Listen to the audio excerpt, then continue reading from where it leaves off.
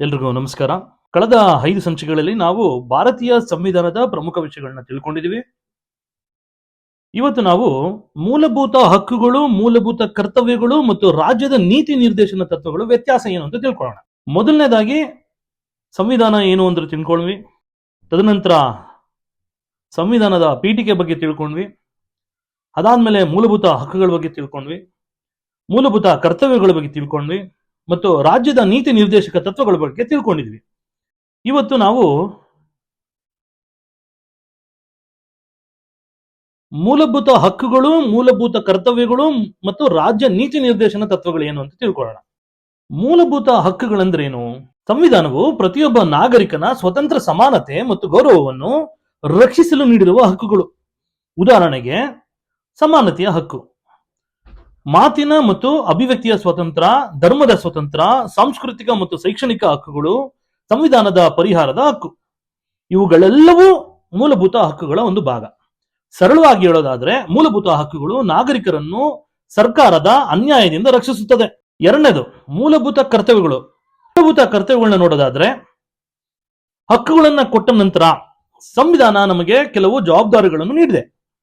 ಸಂವಿಧಾನವನ್ನು ಗೌರವಿಸಬೇಕು, ರಾಷ್ಟ್ರಧ್ವಜ ಮತ್ತು ರಾಷ್ಟ್ರ ಗೀತೆಯನ್ನ ಗೌರವಿಸಬೇಕು, ಪರಿಸರವನ್ನ ಕಾಪಾಡಬೇಕು, ಸಾರ್ವಜನಿಕ ಆಸ್ತಿಯನ್ನು ರಕ್ಷಿಸಬೇಕು, ವೈಜ್ಞಾನಿಕ ಮನೋಭಾವನ ಬೆಳೆಸ್ಕೋಬೇಕು. ಇವೆಲ್ಲವೂ ನಮ್ಮ ಕರ್ತವ್ಯಗಳು. ಸರಳವಾಗಿ ಹೇಳೋದಾದ್ರೆ, ಹಕ್ಕುಗಳು ಬಳಸುವ ಪ್ರತಿಯೊಬ್ಬ ನಾಗರಿಕನು ತನ್ನ ಕರ್ತವ್ಯಗಳನ್ನು ಕೂಡ ಮರಿಬಾರದು. ಇನ್ನು ಮೂರನೇದಾಗಿ ರಾಜ್ಯದ ನೀತಿ ನಿರ್ದೇಶಕ ತತ್ವಗಳು. ರಾಜ್ಯದ ನೀತಿ ನಿರ್ದೇಶಕ ತತ್ವಗಳಲ್ಲಿ ಸರ್ಕಾರಕ್ಕೆ ನೀಡಿರುವ ಮಾರ್ಗದರ್ಶನ, ಅಂದ್ರೆ ರಾಜ್ಯದ ನೀತಿ ನಿರ್ದೇಶಕಗಳು ಸರ್ಕಾರಕ್ಕೆ ಇರುವ ಮಾರ್ಗದರ್ಶನ, ದೇಶದಲ್ಲಿ ಸಾಮಾಜಿಕ ನ್ಯಾಯ ಸ್ಥಾಪಿಸುವುದು, ಜನರ ಜೀವನ ಮಟ್ಟವನ್ನು ಉತ್ತಮಗೊಳಿಸೋದು, ಬಡವರ ಕಲ್ಯಾಣಕ್ಕಾಗಿ ಕೆಲಸ ಮಾಡೋದು, ಪರಿಸರವನ್ನ ರಕ್ಷಣೆ ಮಾಡೋದು, ಗ್ರಾಮೀಣ ಅಭಿವೃದ್ಧಿಗೆ ಆದ್ಯತೆ ನೀಡೋದು, ಇವೆಲ್ಲವೂ ಸರ್ಕಾರ ಅನುಸರಿಸಬೇಕಾದ ತತ್ವಗಳು. ಆ ನೀತಿ ನಿರ್ದೇಶಕ ತತ್ವಗಳು ತುಂಬಾ ಸುಲಭವಾಗಿ ನೆನ್ಪಿಡಿ. ಮೂಲಭೂತ ಹಕ್ಕುಗಳು ನಾಗರಿಕರಿಗೆ ನೀಡಿರುವ ಹಕ್ಕುಗಳು, ಮೂಲಭೂತ ಕರ್ತವ್ಯಗಳು ನಾಗರಿಕರು ಪಾಲಿಸಬೇಕಾದ ಜವಾಬ್ದಾರಿಗಳು, ರಾಜ್ಯದ ನೀತಿ ನಿರ್ದೇಶಕ ತತ್ವಗಳು ಸರ್ಕಾರ ಅನುಸರಿಸಬೇಕಾದ ಮಾರ್ಗದರ್ಶಕ ತತ್ವಗಳು. ಇದನ್ನ ನೆನ್ಪಿಟ್ರೆ ಈ ವಿಷಯದಲ್ಲಿ ಎಂದಿಗೂ ಗೊಂದಲ ಆಗೋದಿಲ್ಲ. ಇನ್ನೊಂದು ಮುಖ್ಯ ವಿಷಯ ಇದೆ. ನಿಮ್ಮ ಮೂಲಭೂತ ಹಕ್ಕುಗಳನ್ನ ಉಲ್ಲಂಘಿಸಿದ್ರೆ ನೀವು ನ್ಯಾಯಾಲಯದ ಮೊರೆ ಹೋಗ್ಬೋದು. ಸರ್ವೋಚ್ಚ ನ್ಯಾಯಾಲಯ ಅಥವಾ ಹೈಕೋರ್ಟ್ ನಿಮ್ಮ ಹಕ್ಕುಗಳನ್ನು ರಕ್ಷಿಸುತ್ತದೆ. ಆದರೆ ಮೂಲಭೂತ ಕರ್ತವ್ಯಗಳನ್ನು ಸಾಮಾನ್ಯವಾಗಿ ನೇರವಾಗಿ ನ್ಯಾಯಾಲಯದಲ್ಲಿ ಜಾರಿಗೊಳಿಸಲಾಗುವುದಿಲ್ಲ. ರಾಜ್ಯದ ನೀತಿ ನಿರ್ದೇಶಕ ತತ್ವಗಳು ನೇರವಾಗಿ ಜಾರಿಗೊಳಿಸಲು ಸಾಧ್ಯವಿಲ್ಲ. ಆದರೆ ಸರ್ಕಾರ ನೀತಿಗಳನ್ನು ರೂಪಿಸುವಾಗ ಹಾಗೂ ನ್ಯಾಯಾಲಯ ಸಂವಿಧಾನವನ್ನು ಅರ್ಥೈಸುವಾಗ ಈ ತತ್ವಗಳಿಗೆ ಮಹತ್ವ ನೀಡಲಾಗ್ತದೆ. ಒಂದು ಸರಳ ಉದಾಹರಣೆಯಲ್ಲಿ ಹೇಳೋದಾದ್ರೆ, ಒಂದು ಕುಟುಂಬವನ್ನು ಊಹಿಸಿಕೊಳ್ಳಿ.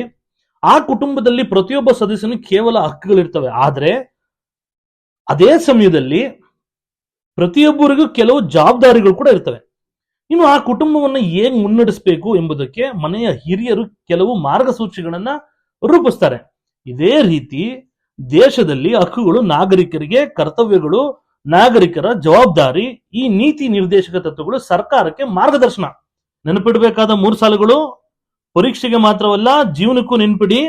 ಮೂಲಭೂತ ಹಕ್ಕುಗಳು ನನಗೆ ಸಂವಿಧಾನ ನೀಡಿರುವ ಹಕ್ಕುಗಳು, ಮೂಲಭೂತ ಕರ್ತವ್ಯಗಳು ನಾನು ದೇಶದ ಕಡೆಗೆ ಪಾಲಿಸಬೇಕಾದ ಜವಾಬ್ದಾರಿಗಳು, ರಾಜ್ಯದ ನೀತಿ ನಿರ್ದೇಶಕ ತತ್ವಗಳು ಸರ್ಕಾರ ಜನರಿಗಾಗಿ ಅನುಸರಿಸಬೇಕಾದ ಮಾರ್ಗದರ್ಶಕ ತತ್ವಗಳು. ಈ 3 ವಾಕ್ಯಗಳನ್ನು ನೆನಪಿಟ್ಟುಕೊಂಡ್ರೆ ಈ ವಿಷಯ ನಿಮಗೆ ಸಂಪೂರ್ಣವಾಗಿ ಅರ್ಥವಾಗ್ತದೆ.